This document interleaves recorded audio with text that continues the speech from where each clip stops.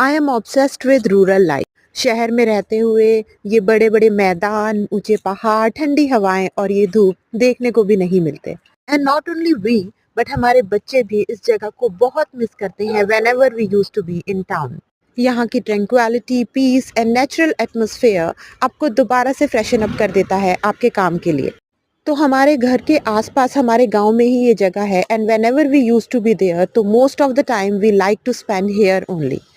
People used to be of different mindset, and I'm unable to find out why people leave their places for the sake of enjoyment. For me, enjoyment is dwelling in nature with my family and use the natural resources to its fullest. हालांकि यहाँ पहाड़ों में सर्दियाँ अपने peak पर हैं पर बर्फ़ बहुत ज़्यादा हमारी साइड नहीं पड़ी है. But still, this cold, foggy weather gives you a nostalgic feeling. It reminds the moments which you have spent with your family and enjoyed a lot. Well, holidays are almost over and we are all set to go back in a hope that soon we will come back to enjoy these moments again.